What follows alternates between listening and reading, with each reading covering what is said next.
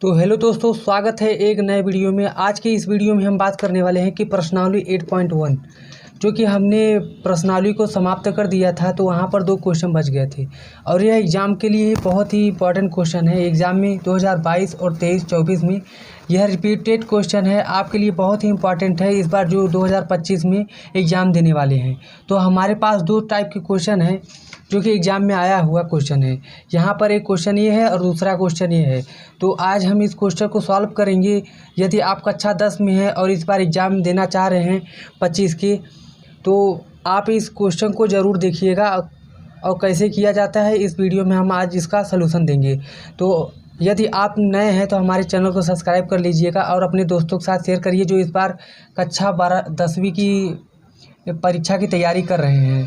तो इससे पहले हम वीडियो को स्टार्ट करने से पहले हम आपको बता दें कि ये त्रिकोणमिति का चैप्टर है। तो त्रिकोणमिति अनुपात आपको अच्छे से पता होना चाहिए कि जो त्रिकोणमिति अनुपात होते हैं, यानी कि यहाँ पर देखिए कि त्रिकोणमिति अनुपात परिकलित कीजिए, मतलब कि जितने त्रिकोणमिति अनुपात है उनको आपको जानना बहुत ज़रूरी है। तो हम बता दें कि यहाँ पर 6 प्रकार के त्रिकोणमिति होते हैं। यहाँ पर है कि पहला होता है साइन ए, इसका मान होता है लंब बटा कर्ण। और दूसरा होता है कॉस ए का मान होता है कि आधार बटे कर्ण। यहाँ पे तीसरा है टैन ए का मान होता है लंब बटे आधार।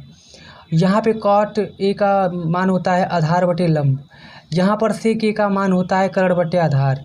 तो यहाँ कौसेक ए का मान होता है कर्ण बटा लंब।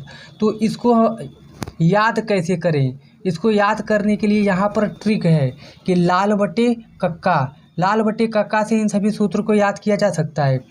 यहाँ पर देखिए तो एल से होता है लंब या एल से होता है लंब और क से यहाँ पे के है तो कर्ण। तो यानी ये साइन हो गया, ये कॉस हो गया, ये टैन हो गया। फिर उल्टा चलेंगे, कॉट हो जाएगा, सेक हो जाएगा और कॉसेक हो जाएगा। यहाँ पर साइन ए का अगर हम मान देखें, यानी साइन ए का फार्मूला जो देखे तो लंब बटा कर्ण, यानी कि यहाँ पे लंब बटा कर्ण, इसको बोलेंगे एल से हो जाएगा लंब और के से हो जाएगा कर्ण। अब कॉस ए सेकंड नंबर पे आता है, यानी ये इसको कहते हैं। तो कॉस ए का मतलब ये हो गया अ से चालू है तो आधार, यहाँ पे बटा हो जाएगा कर्ण। तो यहाँ पे आधार बटा कर्ण हमने कर लिया। यहाँ पर टैन का देखिए तो यहाँ पर टैन का होगा लंब बटा आधार, तो यहाँ पे लंब बटा आधार लिख देते हैं।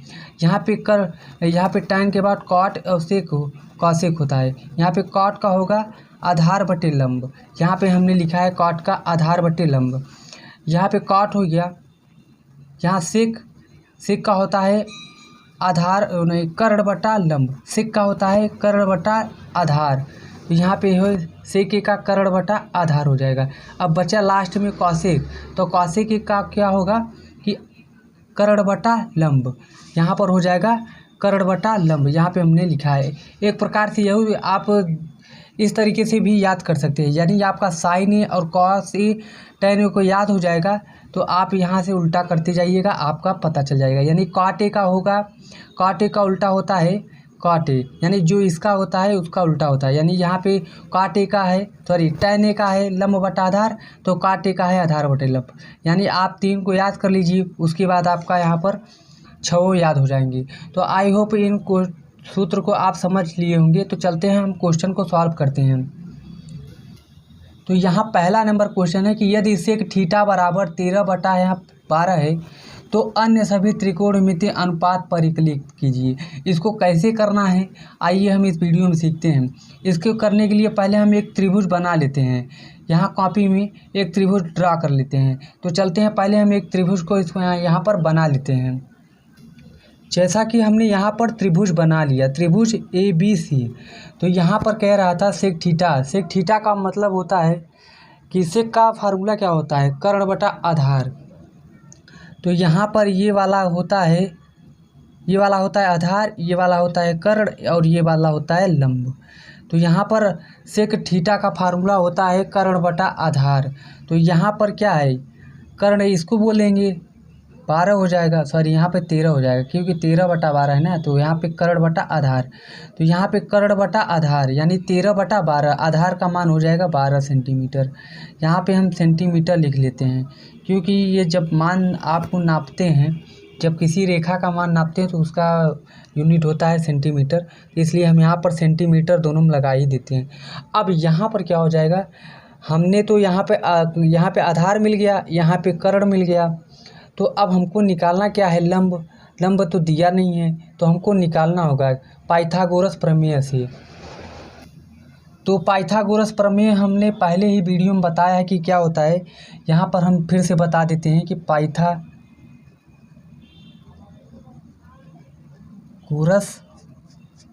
प्रमेय से, इसको इसी तरीके से आपको एग्जाम में लिखना भी है जैसे कि हम लिख रहे हैं। तो पाइथागोरस प्रमेय का सूत्र क्या होता है, कर्ण का स्क्वायर। कर्ण का स्क्वायर करेंगे, कर्ण का स्क्वायर बराबर क्या हो जाएगा, आधार का स्क्वायर प्लस लंब का स्क्वायर। हम आधार लिख के यहाँ पे स्क्वायर कर देते हैं, और यहाँ पे क्या हो जाएगा, प्लस लंब का स्क्वायर। लंब का स्क्वायर, यहाँ पे कर्ण का मान जो दिया है, यहाँ पर क्या दिया है, 13 सेंटीमीटर, तो यहाँ पर हमने 13 सेंटीमीटर लिख लिया। अब यहाँ पे बराबर करेंगे, और यहाँ पे आधार का स्क्वायर, आधार आपका दिया है यहाँ पर 12 सेंटीमीटर, तो यहाँ पर लिख देते हैं 12 का स्क्वायर, और प्लस यहाँ पे लंब तो दिया नहीं है, तो लंब क्या है, लंब AC है, तो हम AC लिख लेते हैं, AC का स्क्वायर। अब यहाँ पर क्या हो जाएगा, 13 का अगर हम स्क्वायर करेंगे तो 169 हो जाएगा, और 12 का करेंगे जब, तो यहाँ पर हो जाएगा 144, प्लस यहाँ पर AC है तो AC का स्क्वायर ही कर देते हैं। अब यहाँ पर क्या हो जाएगा, अब हम इसको इस तरफ लाएंगे, यहाँ पर हो जाएगा 169। इसको जब हम इस तरफ लाएंगे तो यहाँ पे प्लस है, तो इस तरफ पक्षांतर करेंगे तो माइनस हो जाएगा, तो यहाँ पर माइनस 144 हो जाएगा, और यहाँ पर क्या हो जाएगा, बराबर AC का स्क्वायर कर देते हैं। इतना होने के बाद अब आपको क्या करना है, 169 में जब 144 को घटाएंगे तो यहाँ पर क्या आएगा, 9 में से जब 4 निकालेंगे तो 5 आ जाएगा, और यहाँ पर क्या करेंगे, बचेगा यहाँ पे 2, 4 में से जब 2, 6 में से जब 4 निकाल देंगे तो बचेगा 2, यानी यहाँ पर 1 1 घटेगा तो 0 हो जाएगा।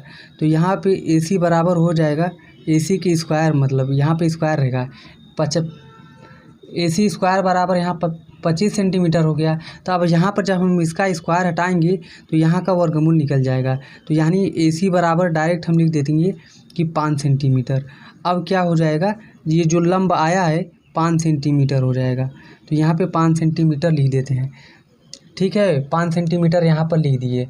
अब हमको क्या कह रहा है कि सभी का मान ज्ञात करने के लिए sine cos tan cot sec का सभी का मान हम इससे रख सकते हैं। अब जैसे यहाँ पर हमने दूसरे कागज़ में लिखा हुआ था कि साइन, अब यहाँ पर जैसे कि अब हमको साइन कास टेन कॉट से कॉसेक का मान निकालना है, तो यहाँ पर साइन ए का मान होता है लंब बटा कर्ण। तो लंब इसमें क्या है, लंब देखिए 5 है और कर्ण यहाँ पर 13 है, तो यानी अब साइन ए का मान हो जाएगा 5/13। अब यहाँ पे कॉस ए का मान हो जाएगा, कॉस का फार्मूला क्या होता है, आधार बटे कर्ण, तो आधार इसमें देखते हैं क्या है, आधार यहाँ पर 12 सेंटीमीटर है और यहाँ पे कर्ण 13 सेंटीमीटर है, यानी यहाँ पर 12 बटा हो जाएगा 13। अब यहाँ पर टेन का क्या होता है, लंब बटा आधार, तो यहाँ पे लंब कितना है, लंब देखें तो यहाँ पे 5 सेंटीमीटर है, यहाँ पे लंब 5 सेंटीमीटर है और आधार 12, तो यहाँ पर टेन ए का मान हो जाएगा 5/12। अब इसी तरीके से काट का हो जाएगा, काट का मान होता है, काट का फार्मूला जो होता है आधार बटे लंब होता है, तो यहाँ पे आधार देखिए 12 है और लंब 5 है, तो यहाँ पे क्या हो जाएगा 12/5।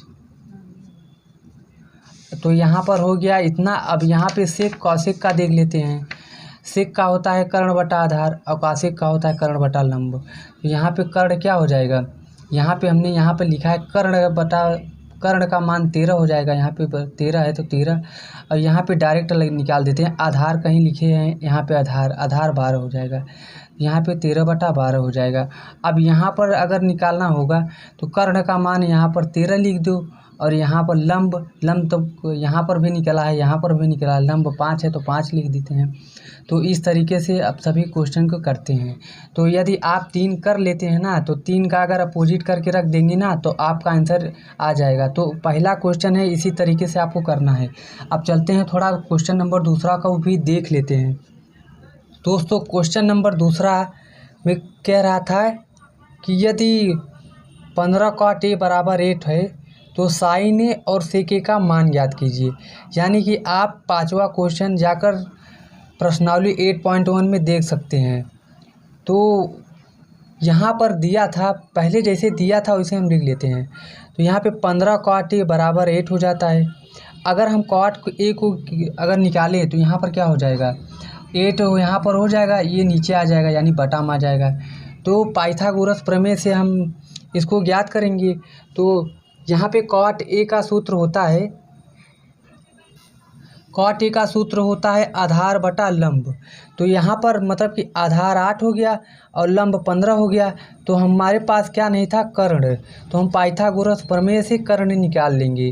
और कर्ण क्या कैसे निकलता है, जैसे पहले वीडियो में बताए थे पाइथागोरस प्रमेय में, उसका ही सूत्र लिख देंगे। यदि यहाँ पर आप स्क्वायर करते हैं कर्ण का स्क्वायर तो ये रूट नहीं रहेगा। तो यहाँ पर हम स्क्वायर नहीं करे हैं, कर्ण केवल लिख दिए हैं, तो इसको हम रूट लगा दिए हैं। तो यहाँ पर आपका लंब भी है और आधार भी है। तो कर्ण याद करना होगा। तो लंब क्या है, 15 है। तो लंब यहाँ पर है 15 प्लस 8 यहाँ पर आधार है, यहाँ पे 8। तो 15 होता है 225 प्लस 64, 8 का स्क्वायर होता है 64। अब यहाँ पर इसको जोड़ने के बाद 289 आएगा। अब जब यहाँ पर रूट हटा देंगे तो 17 आ जाएगा। यानी आप कह सकते हैं कर्ण का मान 17 आ गया। यानी यहाँ पे लंब, आधार और कर्ण तीनों मिल गए हमारे पास। लंब का मान देखिए 15, आधार का मान 8 और यहाँ पे कर्ण का मान 17। इतना आपको ध्यान देना है। अब हमको क्या ज्ञात करना है, साइन ए और सेक ए। तो यहाँ पर हमने लिख लिया है पहले से। यहाँ पर साइन ए का मतलब होता है लंब बटा कर्ण।